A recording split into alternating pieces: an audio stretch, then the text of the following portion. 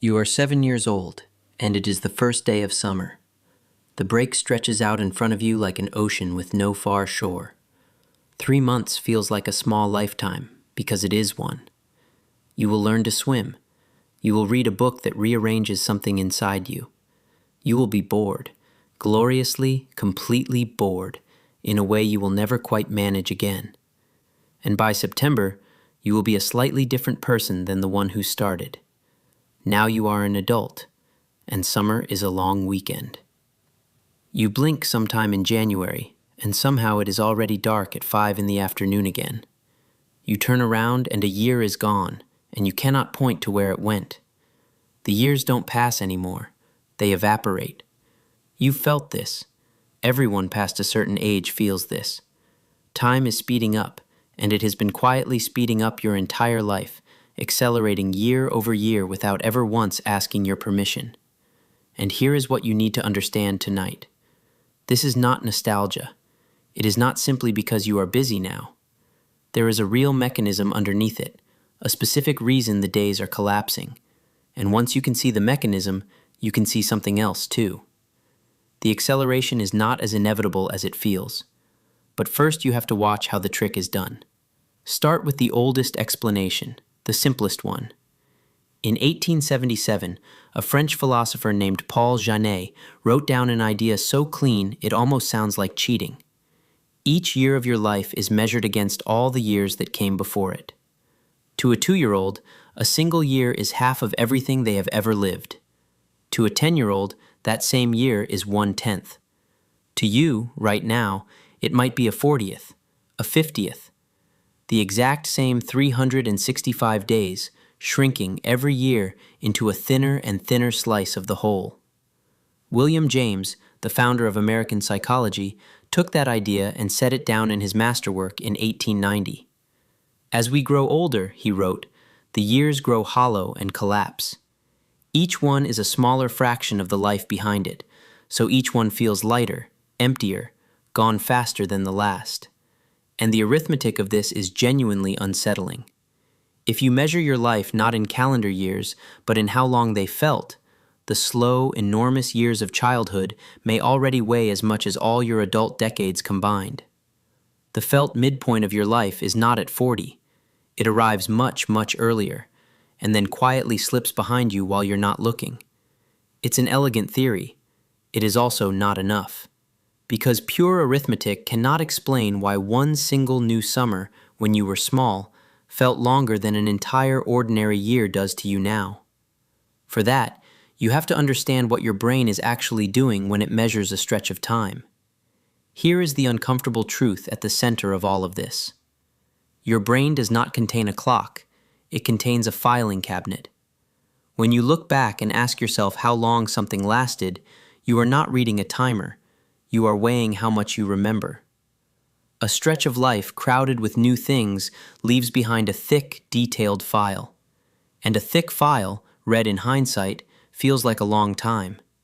A thin file feels like no time at all. So think about what childhood actually is. It is a flood of firsts. The first time you saw the sea. The first time you rode a bike without the hands holding the seat. The first time you lied and got away with it. Lost a tooth, stayed awake past midnight, understood a joke meant for adults.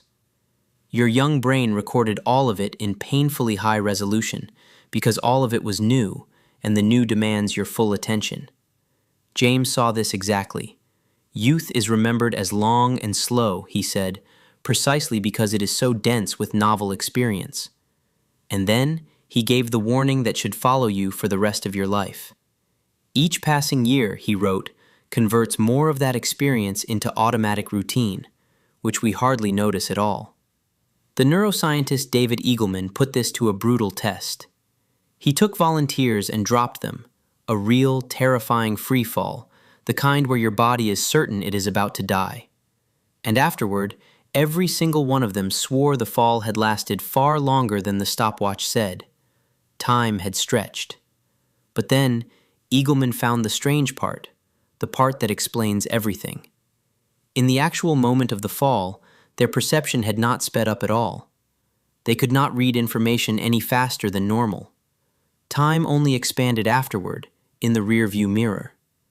The fear had burned an unusually dense, vivid memory into them, and that density is what their brains mistook for length. They did not live a longer fall. They remembered a thicker one. So now you can see the engine clearly. It was never the clock. It is the memory. A summer of firsts is a thick file, and it feels like forever. But a year of the same commute, the same desk, the same four walls, the same scroll through the same feed before the same bedtime, that is a thin file. Almost nothing inside it is worth keeping, so your brain, efficient and tired, keeps almost nothing. And when you finally look back, there is nothing there to give the year any width.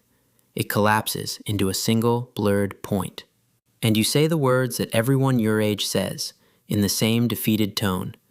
Where did the year go? This is the part that should genuinely bother you. Adulthood is, in a quiet way, engineered to be forgettable. We build routines on purpose, because routines are efficient, because they save us from having to decide and notice and feel our way through every ordinary hour. But every habit you automate is a stretch of your one life that you have quietly agreed not to record. You are trading the texture of your days for the comfort of not having to be present for them. And the bill comes due as a strange, accelerating emptiness. And your hardware is turning against you too. In 2019, an engineer at Duke University named Adrian Bejan proposed a physical reason for all of it. When you are young, he argued, your brain processes images quickly. The eyes dart, the signals travel short and fast, and you take in a rapid stream of mental snapshots of the world. As you age, the wiring grows longer and more worn, the signals slow, and you capture fewer and fewer images in the same span of real time. Fewer snapshots per hour means less perceived change, and less perceived change feels, from the inside, like less time. The film of your life is running at fewer and fewer frames per second, even as the clock on the wall keeps perfect, indifferent pace. It would be easy to hear all of this as a sentence handed down, as proof that the slow, golden years are behind you, and everything left will only blur past faster and faster until it's over. But look one more time at the mechanism, because it cuts both ways. If thin years vanish, then thick years stay. If routine erases time, then novelty restores it. You cannot add a single day to your life, but you can add weight to the days you already have. This is why 1 week in a country you have never seen can feel longer in memory than the 3 flat months that came before it. Why learning something genuinely difficult makes a whole season feel full and slow again. The lever was never the calendar. It was your attention. It was newness. It was the deliberate refusal to let one more year fold silently and invisibly into the last. So here's the truth, and it is gentler than it first appeared. Time is not running out faster than it used to. You are simply recording less of it. The years are not being stolen from you in the night. You are letting them go quiet, one familiar morning at a time. So do something, today, this week, that your brain will be forced to keep. Take the longer way home. Time will pass either way. At least this way, you will have been there for it.